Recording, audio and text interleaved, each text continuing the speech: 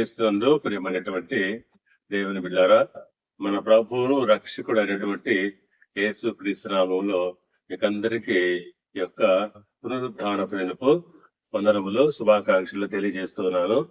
దేవుడు మిమ్మల్ని దీవించి ఆశీర్వదించి వర్ధిల్ల చేయను గాక. ఆమేన్. ఈరోజు మన సారాంశము తేజస్ సంబంధమైన యుద్ధోపకరణములు ధరించుకుందాము. మన వాక్యము రోమన్లకు రాసిన పత్రిక 13వ అధ్యాయము 12వ వచనము.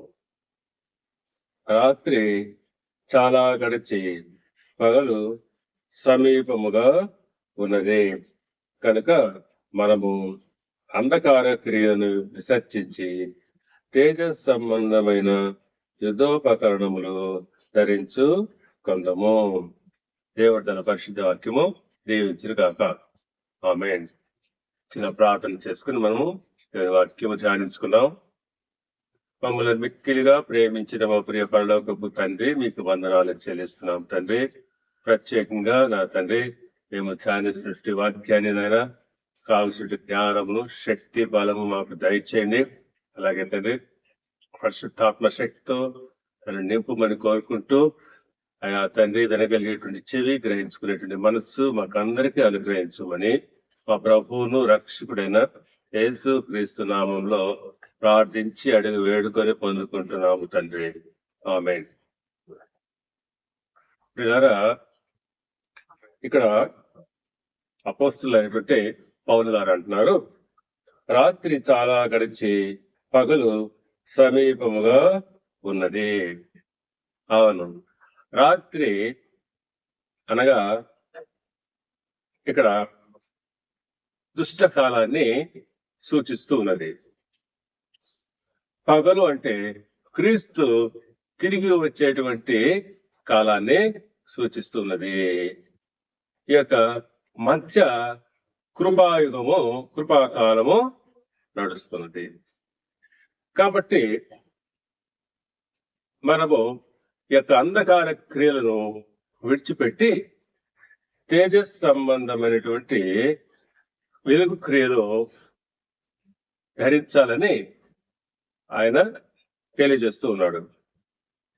చూడండి, మనకు మూల వాక్యాన్ని మనం ధ్యానించుకుందాం. అంధకార క్రియలు విసర్జించి తేజస్ సంబంధమైన యుద్ధోపకరణములు ధరించుకుందాము. ఇక్కడ ముందుగా అంధకార క్రియలు అనేటువంటివి ఏమిటో మనము తెలుసుకుందాం. అంధకార క్రియలనగా చీకటి సంబంధమైనవి. ఇక చీకటి సంబంధమైనటువంటి ఈ యొక్క అంధకార క్రియల గురించి పౌలు గారే ఇక్కడ లిస్ట్ అవుట్ చేస్తున్నాడు. ఇదే రోమ పత్రికలో 13వ అధ్యాయము 13వ వచనంలో ఆయన తెలియజేస్తున్నాడు.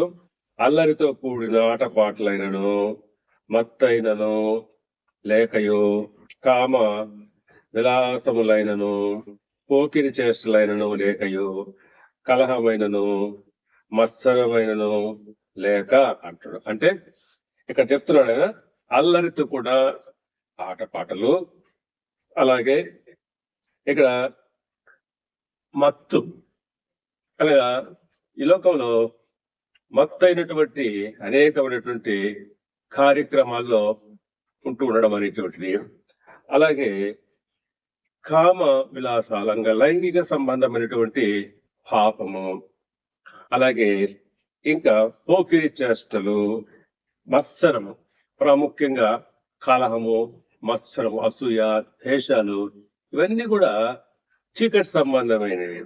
ఇవన్నీ కూడా చీకటి సంబంధమైనటువంటి కార్యాలు. ఇటువంటి చీకటి సంబంధమైనటువంటి కార్యాలు, పాపాలు దేవుని రాజ్యాన్ని స్వతంత్రించుకోలేవు. కాబట్టి వాటిని విడిచిపెట్టాలా. విడిచిపెట్టి ఇక్కడ తేజస్ సంబంధం, ఇంకా మనం గమనించినట్లయితే కొలస్సీలకు రాసిన పత్రిక 3వ అధ్యాయము 8వ వచనంలో పౌలు గారు ఇంకొన్ని విషయాలు మనకు తెలియజేస్తున్నారు. ఎప్పుడైతే మీరు కోపము, ఆగ్రహము, దుష్టత్వము, దూషణ, మీ నోట బూతులు అను వీటన్నింటినీ విసర్జించండి. ఇంకా అక్కడ అంధకార క్రియలు ఇంకా అక్కడ పౌలు గారు మనకు కొన్ని తెలియజేస్తున్నారు. కోపము, ఆగ్రహము, ఇవి కూడా దేవుని దృష్టికి పాపంతో కూడుకునేది. దుష్టత్వము, దూషణ, ఇతరులను దూషించుట, మీ నోట బూతులు, సరసోక్తులైన ఇవన్నీ కూడా దేవునికి ఇష్టమైనవి కావు. ఇవన్నీ పాపానికి సంబంధించివి. వీటిని అంధకార క్రియలుగా ఇక్కడ పౌలు గారు తెలియజేస్తుంది. కాబట్టి ఇటువంటి అంధకార సంబంధమైనటువంటి క్రియలను విసర్జించాలి అని తెలియజేస్తూ ఉన్నాడు. అలాగే ఎఫెసీయులకు రాసిన పత్రిక 5వ అధ్యాయము 11వ వచనంలో పౌలు గారు చెప్తున్నారు, నిష్ఫలమైన అంధకార క్రియలలో పాలివారై ఉండక వాటిని ఖండించుది. ఇవన్నీ కూడా నిష్ఫలమైనటువంటివి, అనగా ఎటువంటి ఫలము మనకు అనుగ్రహించవు. కాబట్టి వాటిని మనం ఏం చేయాలా? విసర్జించాలా, వాటితో పాటు వాటిని ఖండించాలా. కాబట్టి ఇవి అంధకార క్రియలు అని స్పష్టంగా తెలియజేయబడుతుంది. వీటిని ముందుగా మనము విసర్జించాలి. తర్వాత రెండవదిగా తేజస్ సంబంధమైన అన్నాడు. అంటే వెలుగు సంబంధమైనవి.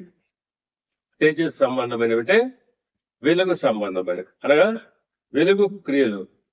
ఈ వెలుగు ఫలము ఏంటివి అన్నట్లయితే ఎఫెసీకి రాసిన పత్రిక 5వ అధ్యాయము 9వ వచనంలో చెప్పట్టినట్లుగా వెలుగు ఫలము సమస్త విధమైన మంచితనము, నీతి, సత్యమును వాటిలో కనబడుచున్నది. ఇక వెలుగు ఫలముల్లో తేజస్సు సంబంధమైనగా అవి వెలుగు సంబంధమైనవి. ఆ వెలుగు సంబంధమైనవి ప్రాముఖ్యంగా మంచితనం, సమస్త విధమైన మంచితనం అంటాడు. అలాగే నీతి, సత్యము అనేటువంటివి వీటిలో కనబడుతూ ఉన్నాయని తెలియజేయబడుతుంది. చూడండి పిల్లరా, అదే రోమీయులకు రాసిన పత్రిక 13:14లో పౌలు గారు చెప్పినట్లుగా, మెట్టుకు ప్రభు అయిన క్రీస్తును ధరించుకునే వారై శరీరేచ్ఛలను నెరవేర్చుకున్నటకు శరీర విషయమైన ఆలోచన చేసుకొనబడి, అనగా శరీర సంబంధమైనవి. ఈ శరీర సంబంధమైనటువంటి వాటిని విసర్జించడం, వాటిని విసర్జించి మెట్టుకు క్రీస్తును పోలిన వారమై ఆయన్ను పోలిన వారంగా ఉండడం, ఆయన యొక్క గుణ లక్షణాలు మనలో ఉండడం. గలతీకి రాసిన పత్రిక 5వ అధ్యాయము 22లో ఇక్కడ కొన్ని విషయాలు మనకు తెలియజేయబడుతున్నాయి. ఈ ఆత్మ ఫలములే వెలుగు ఫలములు. ప్రేమ, సంతోషము, సమాధానము, దీర్ఘశాంతము, దయాళత్వము, మంచితనము, విశ్వాసము, సాత్వికము, ఆశ నిగ్రహం. ఇవన్నీ కూడా వెలుగు ఫలాలు, ఆత్మ ఫలం. అనగా మన ఆత్మలో వర్తిల్లు కొలదు మనలో నుంచి వచ్చేటువంటి మంచి సుగుణాలు, గుణ లక్షణాలు. ఈ యొక్క తేజస్ సంబంధమైనటువంటి మంచి లక్షణాలు మనం కలిగి ఉండాల. అనగా ఈ తేజస్ సంబంధమైనటువంటి వాటిని మనం ఎప్పుడైతే కలిగి ఉంటామో, చూడండి గలతీ 5:24లో చెప్పినట్టుగా, క్రీస్తు సంబంధులు శరీరము దాని ఇచ్చలతోనూ దురాశలతోనూ సిలువ వేసి ఉన్నారు. ఎప్పుడైతే మనము యేసు క్రీస్తులో ఉంటామో, అట్టివారు ఇప్పుడు చెప్పినటువంటి వాటిలో మంచి లక్షణాలని కలిగి ఉంటారు. అలాగే వారు శరీర క్రియలను వాటిని వారు విసర్జించుంటారు, వాటిని సిలువ వేసి ఉంటారు.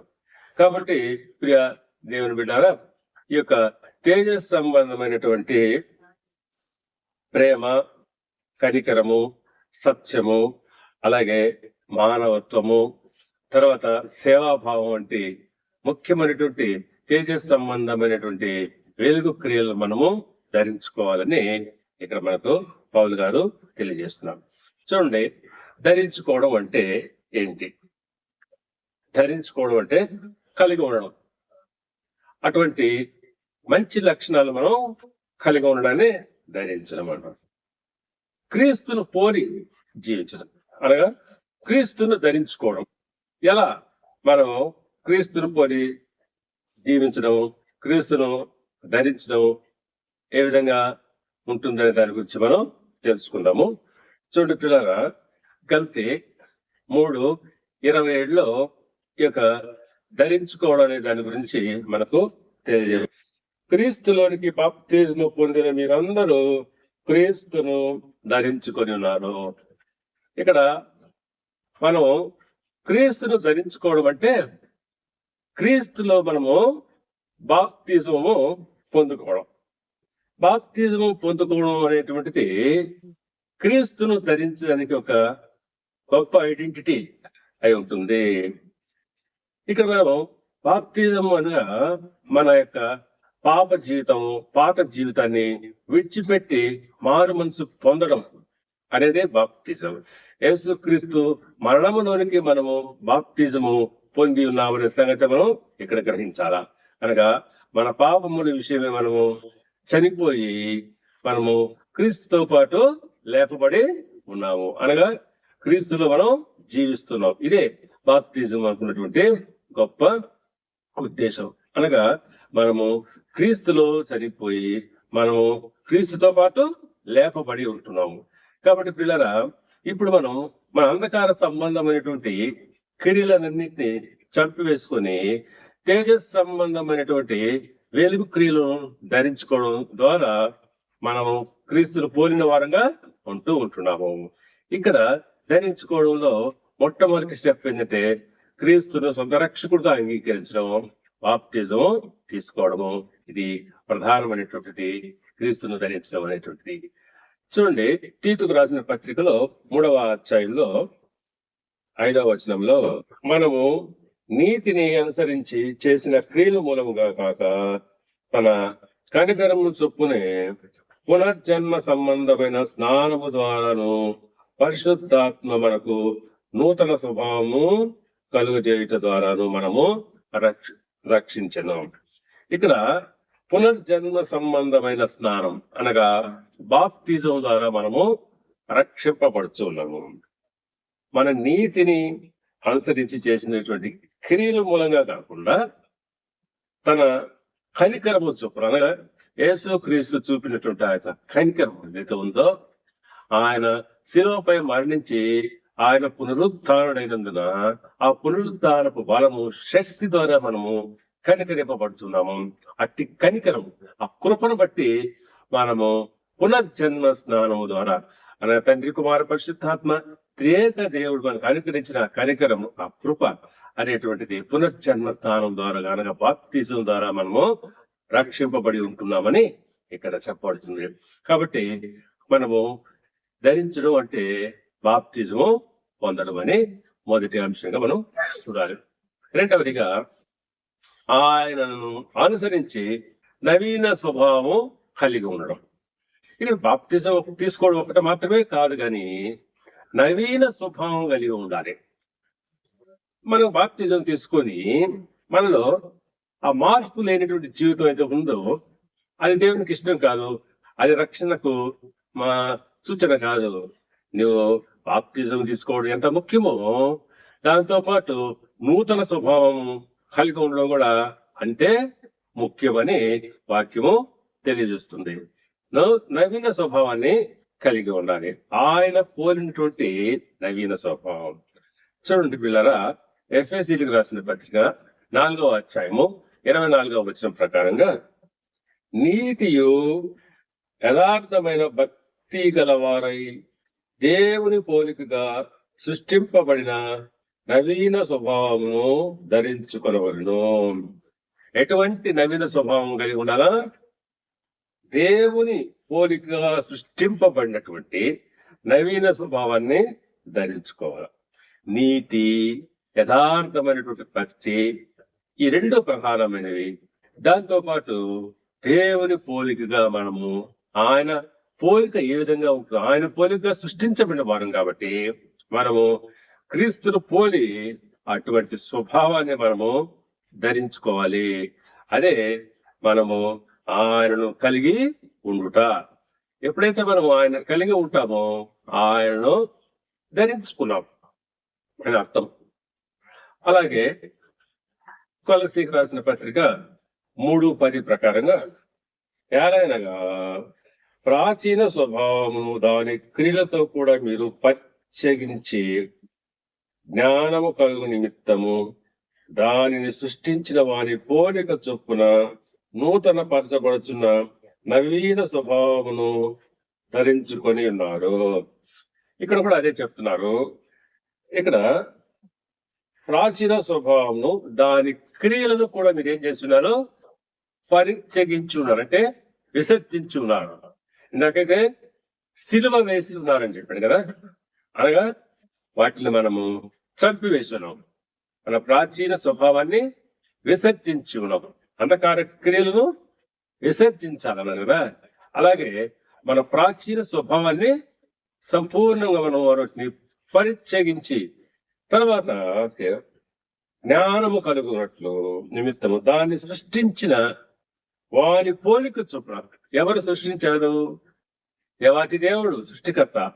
ఆయన పోలిక ఏదైతే ఉందో దాని ప్రకారంగా మనము ఆయన పోలికలను మనం ఏం చేయాలా? నవీన స్వభావాన్ని ధరించుకోవడం. ఇది మనం ఆయన పోలికలో మనం ఉండడం. ఈ విధంగా మనం ఉన్నప్పుడు తర్వాత 1 యోహాను పత్రిక 1వ అధ్యాయము 7వ వచనం కూడా మనం చూసినట్లయితే, ఆయన వెలుగులో ఉన్న ప్రకారము మనమును వెలుగులో నడిచిన ఎడల మనము అన్యోన్య సహవాసము గలవారం మైందుము అన్నాడు.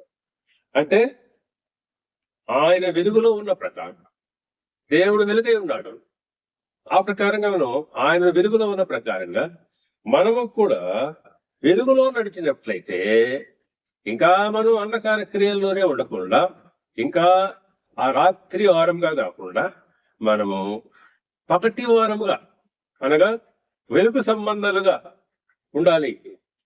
అలా వెలుగు సంబంధాలుగా ఉండడమే ఆయనను ధరించుకోవడం అని మీకు తెలియజేస్తున్నాను.